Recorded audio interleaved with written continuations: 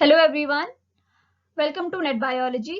In this video, we will discuss about most important topics for CSIR Net Life Science Examination. और ये सारे जो topic मैं बताने वाली हूँ ये एक पर्टिकुलर यूनिट से हैं रिलेटेड और वो यूनिट है इनहेरिटेंस बायोलॉजी और जेनेटिक्स। ये 8th यूनिट है हमारे पास। इससे पहले एक और वीडियो में हमने डिस्कस किया था इंपॉर्टेंट टॉपिक्स के बारे में फ्रॉम एनिमल फिजियोलॉजी और system physiology animal. 7th unit थी वो। वहां पे हमने कुछ 4 ऐसी यूनिट्स देखी थी या 4 ऐसी सब टॉपिक्स देखे थे जो बहुत इंपॉर्टेंट थे। ठीक है, और ऐसे ही यहाँ पे जो इनहेरिटेंस बायोलॉजी है वहां पे कुछ बहुत इंपॉर्टेंट टॉपिक्स भी हैं, लेकिन यहाँ पे जितना भी सिलेबस हमको दिया गया है वो सारा ही इंपॉर्टेंट है।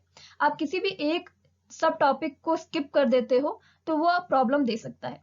तो यहाँ पे कोई भी ऐसा नहीं है कि स्किपेबल हो सकती। ठीक है, तो ये जो यूनिट है ये बहुत इंपॉर्टेंट है क्योंकि यहाँ पे जो पहले की चीजें हैं जैसे मेंडेलियन जेनेटिक्स दिया गया है, जीन कॉन्सेप्ट दिया गया है, ये सारी चीजें एक लेडर की तरह है। अगर हम एक भी स्टेप को स्किप कर देंगे तो आगे हमको प्रॉब्लम होगी। तो बेसिक से स्टार्ट करके यहाँ पे आगे को ब्रॉड कैटेगरी में इसको ऐसे करके डिवाइड किया गया है।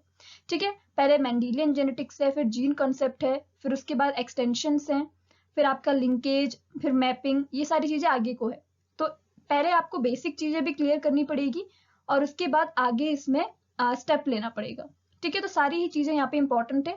उसके अलावा भी उन सब टॉपिक्स में भी क्या इंपॉर्टेंट है सबसे ज्यादा, ये चीज हम इसमें डिस्कस करेंगे। ठीक है,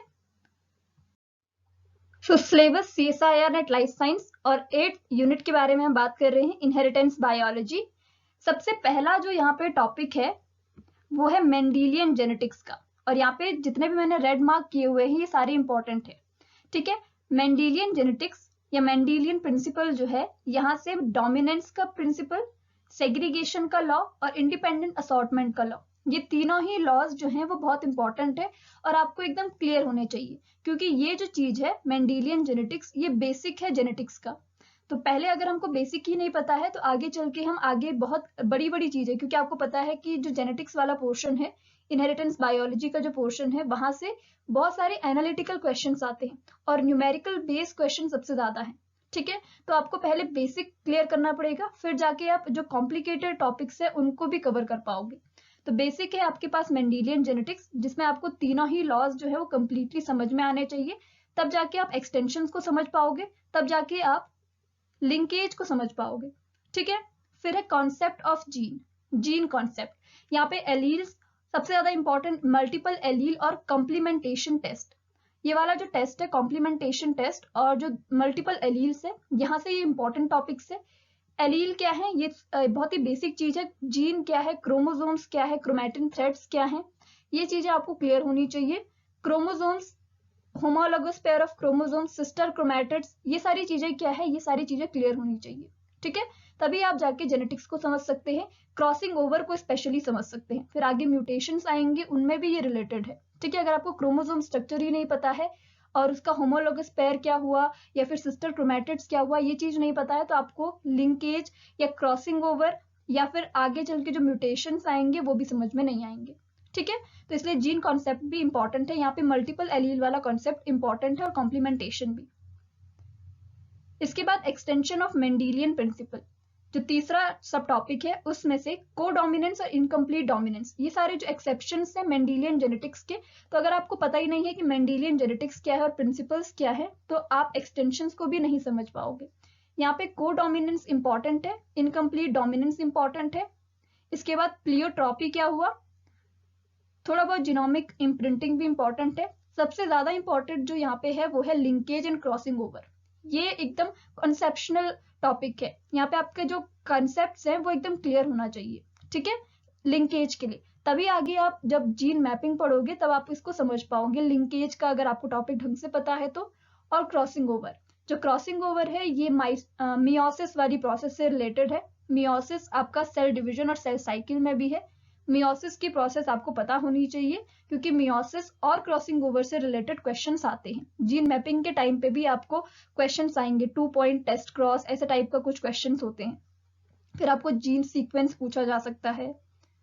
sex linkage, sex limited and sex influenced character, ये भी इंपॉर्टेंट है। इसके अलावा यहाँ पे ऐड नहीं किया गया है सेक्स डिटर्मिनेशन के बारे में और सेक्स लिंक्ड कैरेक्टरिस्टिक्स के बारे में, वो चीजें भी इंपॉर्टेंट है। ठीक है, यहाँ पे इंक्लूड नहीं किया गया है इसको, लेकिन वो इंपॉर्टेंट है। सेक्स डिटर्मिनेशन से भी रिलेटेड क्वेश्चंस आते हैं। फिर जो चौथा सब टॉपिक है जीन मैपिंग, ये तो बहुत ही इंपॉर्टेंट है। मेरे हिसाब से आपको सभी कुछ याद कर लेना चाहिए, यहाँ पे से सभी कुछ सारे टॉपिक्स को समझ लेना चाहिए जीन मैपिंग से रिलेटेड।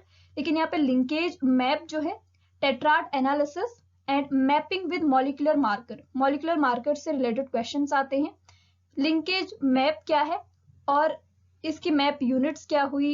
यहाँ पे सीक्वेंस वाले क्वेश्चन आते हैं कि इसका सीक्वेंस बताइए, या कुछ जीन्स आपको दे देंगे, उनका सीक्वेंस बताने के लिए पूछ लेंगे। अब मैप यूनिट आपको दी हुई होगी, आपको सीक्वेंस बताना है या पोजीशन बतानी पड़ेगी किसी जीन की, ऐसे टाइप के क्वेश्चन आते हैं यहाँ से। तो जीन मैपिंग यहाँ पे इंपॉर्टेंट है।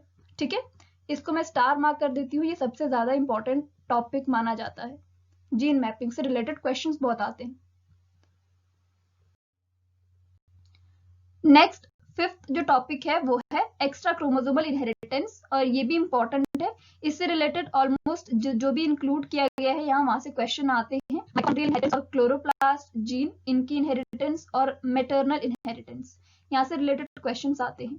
इसके बाद माइक्रोबियल जेनेटिक्स, इसमें जेनेटिक ट्रांसफर, किस तरीके से जेनेटिक मटीरियल ट्रांसफर होता है, ये चीज इंपॉर्टेंट है। जैसे ट्रांसफॉर्मेशन, इसके मेथड्स इंपॉर्टेंट है, जैसे ट्रांसफॉर्मेशन, कॉन्जुगेशन सबसे ज्यादा इंपॉर्टेंट है इसमें भी, ट्रांसडक्शन एंड सेक्सडक्शन, ये सारी चीजें, ये ट्रांसफर मैकेनिज्म या मेथड जो है, ये रिलेटेड क्वेश्चंस इसमें आते हैं। फिर मैपिंग भी आ सकता है इसमें माइक्रोबियल जेनेटिक्स के लिए, इससे रिलेटेड। फिर उसके बाद है ह्यूमन जेनेटिक्स में जेनेटिक डिसऑर्डर सबसे ज्यादा इंपॉर्टेंट है, और पेडिग्री एनालिसिस को समझ लीजिएगा आप, कि ये ढंग से समझ लीजिए कि पेडिग्री एनालिसिस क्या हुआ और जेनेटिक डिसऑर्डर्स क्या है। फिर है क्वांटिटेटिव जेनेटिक्स में polygenic inheritance and QTL mapping क्या हुआ, ये पढ़ लीजिएगा। ठीक है, नेक्स्ट म्यूटेशन के सारे ही टॉपिक इंपॉर्टेंट है। ठीक है, और इसके बाद जो स्ट्रक्चरल एंड न्यूमेरिकल अल्टरेशन है क्रोमोसोम में, ये भी म्यूटेशन ही माना जाता है। तो इससे भी रिलेटेड सारे ही क्वेश्चन, सारे ही टॉपिक जो हैं वो इंपॉर्टेंट है, पूरा का पूरा ये इंपॉर्टेंट ही है। लास्ट की जो 3 टॉपिक हैं, जो 3 सब टॉपिक है, वो सारा ही आप पढ़ लीजिएगा। म्यूटेशन में, म्यूटेशन बहुत ही इंपॉर्टेंट है।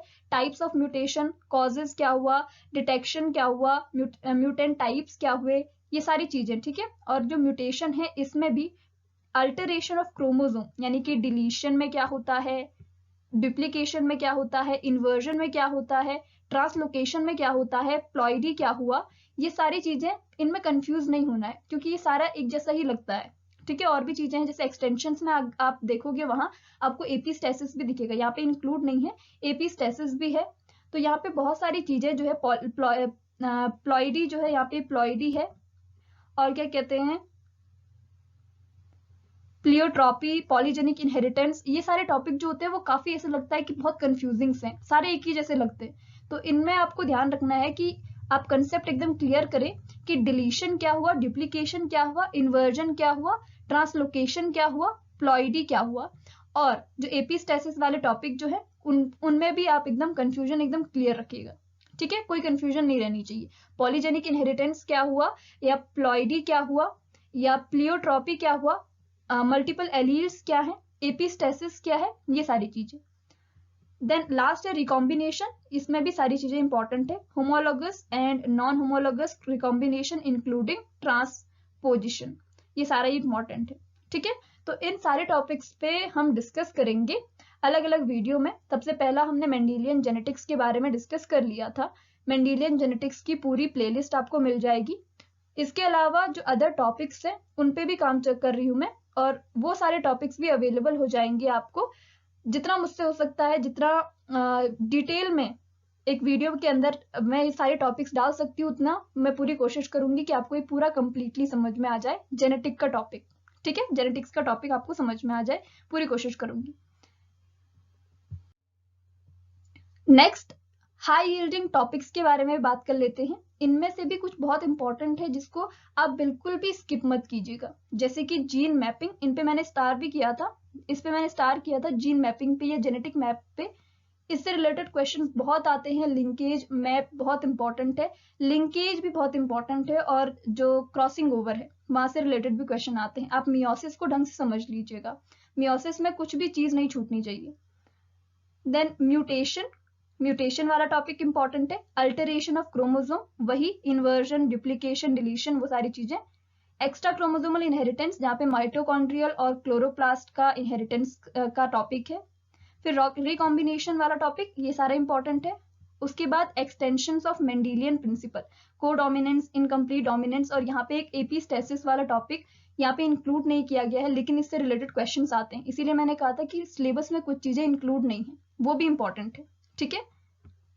ह्यूमन एंड माइक्रोबियल जेनेटिक्स, यहाँ से माइक्रोबियल जेनेटिक्स में मैंने बताया था कैसे जेनेटिक मटेरियल ट्रांसफर होता है, ये इंपॉर्टेंट है। ह्यूमन में जेनेटिक डिसऑर्डर्स आप ढंग से समझ लीजिए। इसके अलावा सेक्स डिटर्मिनेशन भी बहुत इंपॉर्टेंट है। ठीक है, सेक्स डिटर्मिनेशन यहाँ पे रखा नहीं गया है, इंक्लूड नहीं किया गया है, लेकिन वहां से रिलेटेड, उससे रिलेटेड क्वेश्चंस आ सकते हैं। मतलब ऐसे क्वेश्चन आ सकते हैं जिसमें उसका थोड़ा बहुत पार्ट हो, कुछ नॉट कुछ टर्म हो, और आपको वो समझ में नहीं आएगा फिर, क्योंकि उस टर्म की वजह से आप कंफ्यूज हो जाओगे।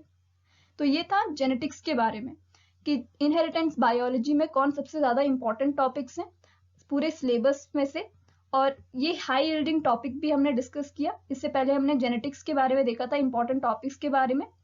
नेक्स्ट वीडियो में और जो यूनिट्स हैं सिलेबस में, उनके बारे में डिस्कस करेंगे। ठीक है, थैंक यू सो मच।